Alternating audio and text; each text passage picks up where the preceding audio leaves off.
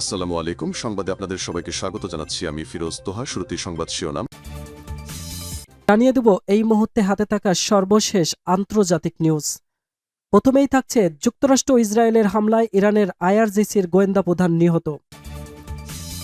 এরপর থাকছে নিখোঁজ পাইলট উদ্ধারে যুক্তরাষ্ট্রের অভিযান ব্যর্থ।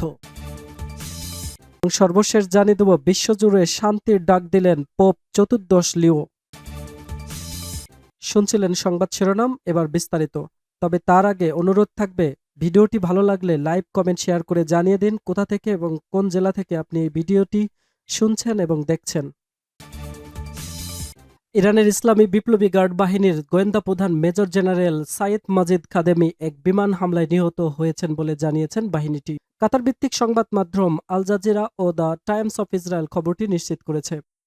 বার্তা সংস্থা তাসনিম নিউজ এজেন্সিতে প্রকাশিত এক বিবৃতিতে বলা হয়েছে, আজ সকালে চালানো এক বিমান হামলার পর তার মৃত্যুর বিষয়টি নিশ্চিত করা হয়।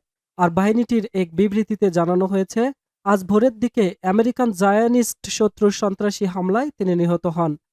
মাজিদ খাদেমি বিপ্লবী গার্ডের ইন্টেলিজেন্স প্রোটেকশন অর্গানাইজেশন এবং ইন্টেলিজেন্স অর্গানাইজেশনের প্রধান হিসেবে দায়িত্ব পালন করছিলেন। নিখোঁজ মার্কিন পাইলটকে উদ্ধারে আমেরিকার একটি বিশেষ অভিযানকে ব্যর্থ দাবি করেছে ইরান। রোববার দেশটির কেন্দ্রীয় সামরিক সদর দপ্তর খাতামুল আম্বিয়া মুখপাত্র এক বিবৃতিতে অভিযানকে ব্যর্থ দাবি করেন। ব্রিটিশ সংবাদ মাধ্যম বিবিসির এক প্রতিবেদনে এ তথ্য জানা গেছে। এর আগে সকালে মার্কিন প্রেসিডেন্ট ডোনাল্ড ট্রাম্প তার ট্রুথ সোশ্যাল পোস্টে জানিয়েছিলেন, যুক্তরাষ্ট্রের ইতিহাসে সবচেয়ে সাহসী অভিযান সফলভাবে সম্পন্ন হয়েছে।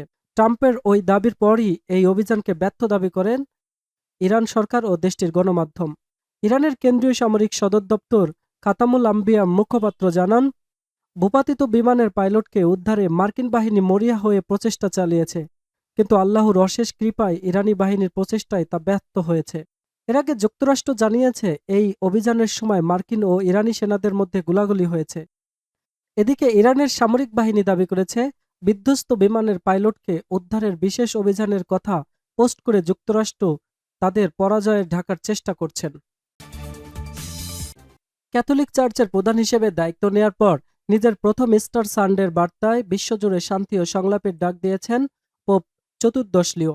যারা যুদ্ধ বাঁধিয়ে বিশ্বকে অশান্ত করে তুলেছেন, তাদের সংঘাতের পথ ছেড়ে শান্তির পথে হাঁটার আহ্বান জানিয়েছেন তিনি। রোমের সেন্ট পিটার্স ব্যাসিলিকার ব্যালকনি থেকে দেয়া এক আবেগঘন ভাষণে পোপ লিও বলেন, আসুন আমরা সংঘাত, আধিপত্য বিস্তার ও ক্ষমতার মোহ ত্যাগ করি। যুদ্ধবিধ্বস্ত এই পৃথিবীতে ঈশ্বরের কাছে শান্তির প্রার্থনা করি, এমন এক পৃথিবী যেখানে ঘৃণা আর উদাসীনতা আমাদের মনদের সামনে নিতান্তই অসহায় করে তুলেছে। অস্ত্রধারীদের অস্ত্র নামিয়ে রাখার আহ্বান জানিয়ে তিনি বলেন, যাদের হাতে যুদ্ধ বাঁধানোর চাবিকাঠি রয়েছে তারা শান্তির পথ বেছে নিন। সেই শান্তি গায়ের জোরে চাপিয়ে দেয়া নয়, বরং তা আশা চাই সংলাপের মাধ্যমে।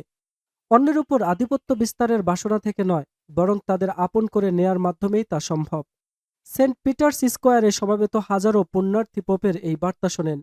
ভিড়ের মধ্যে একটি দলের হাতে ইতালীয় ভাষায় লেখা প্লাকার্ড ছিল, পোপ লিও, আমরা আপনার সঙ্গে আছি, আমাদের ভবিষ্যতের পথ দেখান। বার্তায় তিনি প্রয়াত পোপ ফ্রান্সিসের উদাসীনতার বিস্ময়ন কথাটির প্রতিধ্বনি করে বলেন, মানুষ যেন ধীরে ধীরে এই সহিংসতার সঙ্গে অভ্যস্ত হয়ে পড়েছে এবং অবশ হয়ে এর কাছেই আত্মসমর্পণ করেছে। যীশু খ্রিস্টের পুনরুত্থানের এই উৎসব যে সম্পূর্ণ অহিংস, সে কথাও মনে করিয়ে দেন পোপ। 11 এপ্রিল সেন্ট পিটার্স ব্যাসিলিকায় শান্তির জন্য একটি বিশেষ প্রার্থনা সভার ঘোষণাও দেন পোপ। এর আগে 2013 সালে সিরিয়া যুদ্ধের বিরুদ্ধে এমন একটি প্রার্থনা সভার আয়োজন করেছিলেন প্রয়াত পোপ ফ্রান্সিস, যেখানে লাখ লাখ মানুষ অংশ নিয়েছিল।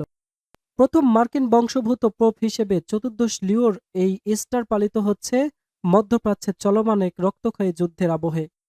এর আগে তিনি আশা প্রকাশ করেছিলেন, মার্কিন প্রেসিডেন্ট ডোনাল্ড ট্রাম্প মধ্যপ্রাচ্যের এই সংঘাত অবসানে একটি সম্মানজনক সমাধানের পথ খুঁজে পাবেন।